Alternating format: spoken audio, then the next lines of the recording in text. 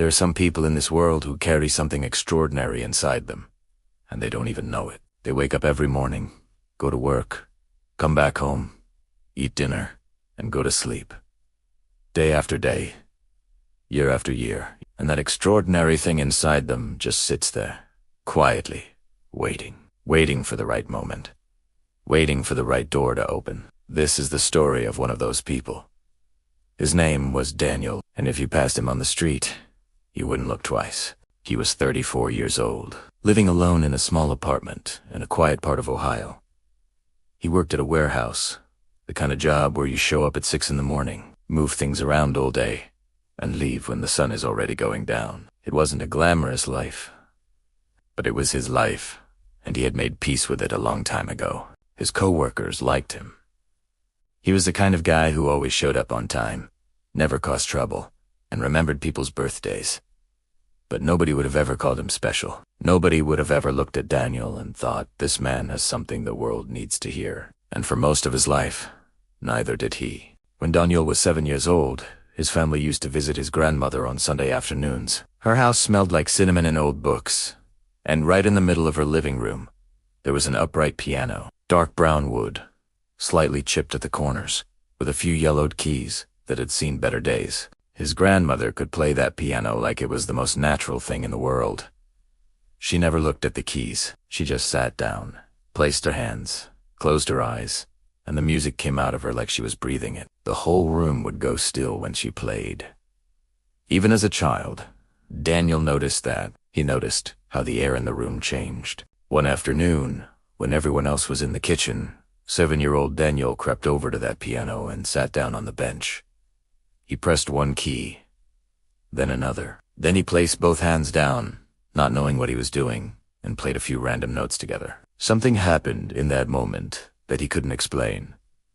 Not then, and not for a long time after. It felt like the sound went straight through his chest, like something inside him had been asleep, and those few notes had nudged it awake. He sat there for a minute, just feeling it. Then his mother called him for lunch, and he got up, and life moved on.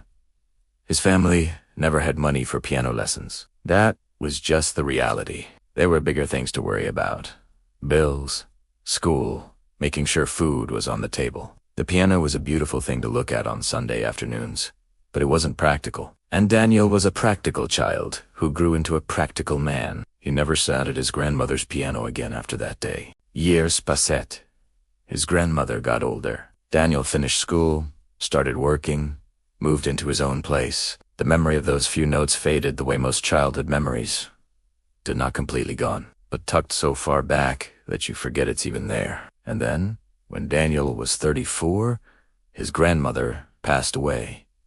She didn't leave much behind. A small house full of old things, some photographs, a few pieces of furniture. The family gathered to sort through everything, and at some point someone asked what should be done with the piano. Nobody wanted it. Everybody had their reasons. Too big, no room. Too much hassle to move. Daniel stood there looking at it and didn't say anything for a while. And then, without really thinking it through, he said, "I'll take it." His cousin looked at him. "You don't even play." "I know," Daniel said, "but I'll take it." They moved it into his apartment on a Saturday. It took 3 guys and a rented truck and a lot of struggling through a narrow doorway. When it was finally in the corner of his living room, it looked completely out of place. His apartment was small and plain, and this big old piano suddenly took up a third of the room. He didn't touch it for almost 3 weeks. He would walk past it every day on the way to the kitchen, on the way to the front door, and sometimes he'd slow down and look at it. But he never sat down. He wasn't sure why. It just felt like something he wasn't ready for yet. Then one night, about a month after the piano arrived, Daniel couldn't sleep. It wasn't anything dramatic. He just lay in bed staring at the ceiling for 2 hours, thinking about his grandmother, thinking about how quickly time moves, thinking about all the things a person carries without realizing it. Eventually he got up, got a glass of water, and stood in the dark living room. The piano was right there. He walked over to it slowly. He sat down on the bench. He looked at the keys for a long moment. All those black and white lines in the dark. And then he placed his hands down. He had no idea what he was doing. He had never taken a single lesson in his life. He didn't know chords or scales or any of the things that people learn in music class. All he had was that one afternoon when he was 7 years old and those few notes that had gone straight through his chest. He started pressing keys. Slowly at first, one at a time. Then he started combining them, letting one hand follow the other, letting his fingers find their way without forcing it. And something strange started to happen. It didn't sound random. It didn't sound like a person banging on keys with no idea what they were doing. It sounded like something. It sounded like asterisk. Music asterisk. Not perfect music, not polished or trained or technically correct, but real music. Music with feeling in it. Music that went somewhere, that had a mood, that felt like something a human being was trying to say. Daniel stopped after about 10 minutes and just sat there. He didn't know what to think. After that night, he started playing regularly. Always late at night, always alone, always with the volume low enough that the neighbors wouldn't complain. He found tutorials online and started learning the basics, just enough to understand what his hands were already finding on their own. He practiced 4 hours some nights, losing track of time completely, but he never told anyone. He was embarrassed by it, if he was honest with himself. He was a 34-year-old warehouse worker with no musical background and no training. Who was he to sit at a piano? What did people think? His co-workers would probably laugh. His friends would think he was going through something. Even he wasn't sure he wasn't going through something. So he kept it to himself. Just him and the piano in the quiet of late-night hours. It became his private thing, his hidden world. And for a while that felt like enough. But there was a woman who lived in the apartment next to his. Her name was Rosa. She was retired, in her late 60s, and she had spent 40 years of her life teaching piano to children and adults. She had heard a lot of people play in her time. She knew the difference between someone making noise and someone making music. One evening, she was walking down the hallway to her door, and she stopped. She stood completely still in that hallway and listened for a long time. She listened to the sound coming from behind Daniel's door. This slow, emotional, deeply felt piece that he had put together entirely on his own, with no sheet music, no training, nothing but instinct and feeling. She stood there until it finished. Then she stood there a little longer. The next morning, she knocked on his door. Daniel opened it, still in his work clothes, coffee in hand, completely unprepared for what she was about to say. She looked at him with steady eyes and said, "Asterisk. That was you playing last night, wasn't it?" Asterisk. He didn't answer right away. Asterisk. "I've been teaching piano for 40 years. Asterisk," she said. Asterisk. "And I need you to understand something. What I heard last night, that doesn't come from lessons. You can't teach what you have. I've never heard anything like that from someone who has never been trained." Asterisk. Daniel stared at her. He didn't know what to say. He wasn't sure he believed her. But something in his chest moved the same something that had moved when he was 7 years old, pressing keys on his grandmother's piano for the very first time. And this time it wasn't going back to sleep. Nobody paid much attention to the woman who mopped the floors. That was just how things were at Hargrove Memorial Hospital. Doctors moved fast down the hallways. Nurses had charts in their hands and patients to check on. The administrators stayed mostly in their offices, behind glass doors and stacked paperwork. And somewhere in the middle of all that noise and movement, a quiet woman in a pale green uniform pushed a mop cart from one end of the 3rd floor to the other. Every single night, and almost no one looked up. Her name was Ruth. She was 53 years old, with gray coming in at her temples and hands, that had known hard work her whole life. She did not have a degree on the wall or a title that made people stand up straighter. She was a hospital custodian, and she had been doing this job for 11 years. She came in at 10 at night and left before the morning shift arrived. Most days, the only people who even knew she existed were the few who passed her in the hallway and gave a small nod. Not really seeing her, just acknowledging that something was there. And that was fine by Ruth. She was not the kind of woman who needed a lot of noise around her. She had grown up in a quiet house with a mother who believed that real work didn't need an audience. You just did it. You did it well, and you went home. Ruth had carried that lesson into every job she had ever held, and she carried it here, too, down every hallway, into every room that needed cleaning, past every closed door behind which someone was trying to sleep. The 3rd floor of Hargrove was the oncology wing. That is the floor where cancer patients stay. Ruth had known that from her first week on the job. Back then, she had not thought much about what it meant. A floor was a floor. Tiles needed mopping. Bins needed emptying.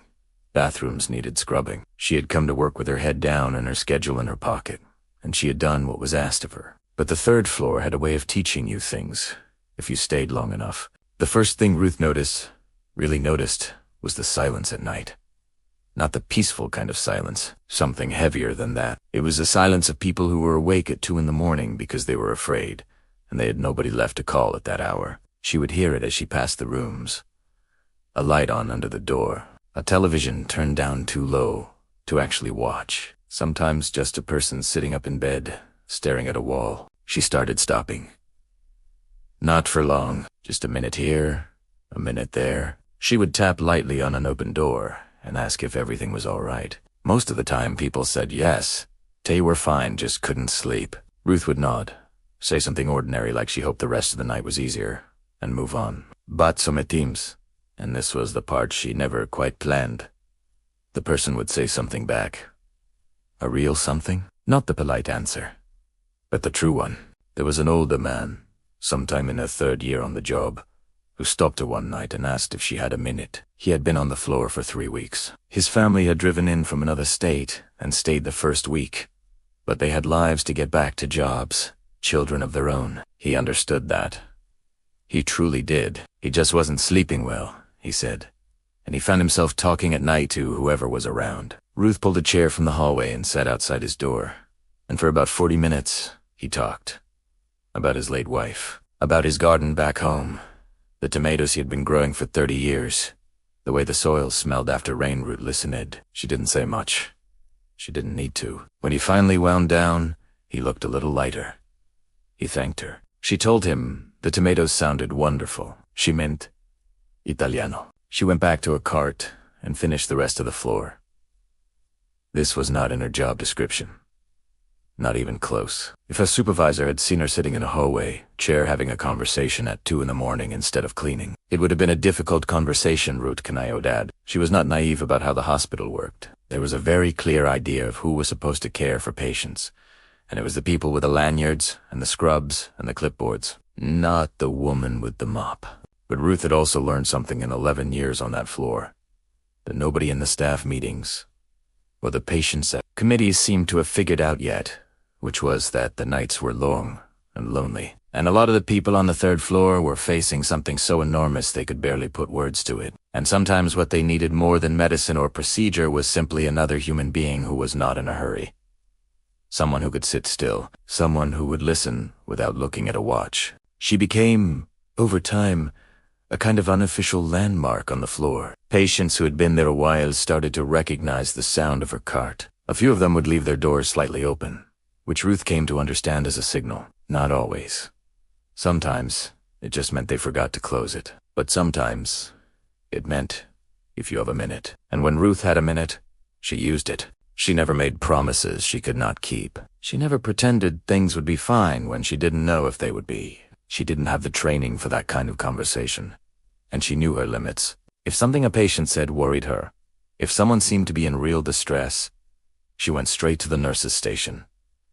She was very clear on that line, but she also understood that not every hard feeling at 2 a.m. is a medical emergency. Sometimes it is just grief, and grief needs a witness. The hospital around her kept moving the way hospitals do. New equipment arrived. Staff rotated. A new wing was announced. A committee was formed to look at how patients experienced their care. A long table of doctors and administrators with a presentation and a graph. Ruth was not in that meeting. Her name was not in the agenda. She wouldn't have expected it to be. She came to work the following Tuesday. Same as always. Parked her cart at the end of the hall, started at room 301, and worked her way down, quiet and steady, the way she had done for 11 years. Outside room 3018, she noticed the light was on. She tapped on the open door. The man inside was in his late 70s. He had been on the floor for just over 2 weeks. He looked up when she appeared in the doorway, and something in his face changed. Not dramatically, just a small releasing, the way a person's shoulders drop when they finally hear a familiar sound. Can't sleep either, Ruth? Husk it, he shook his head. She left her cart by the wall and pulled the chair a little closer to the door. And somewhere in the quiet middle of a Tuesday night, while the rest of the hospital ran on its routines, a woman that nobody had chosen for anything sat down and listened. Down the corridor, a young journalist who had stayed late that night to finish an interview was walking back to the elevator. He turned a corner and stopped. He stood there for a long moment, who'st watchin'. He wasn't sure why he didn't keep walking. Something about the scene, the stillness of it, the simplicity held him in place. A woman in a pale green uniform sitting in a hallway chair. An old man talking softly. A mop cart leaning against a wall. He stood there for nearly 10 minutes. Then he quietly turned around and took the stairs. He didn't sleep well that night either. But it wasn't sadness keeping him awake. It was the feeling that he had just seen something important, something that didn't have a name yet, and he was trying to figure out what to do with it.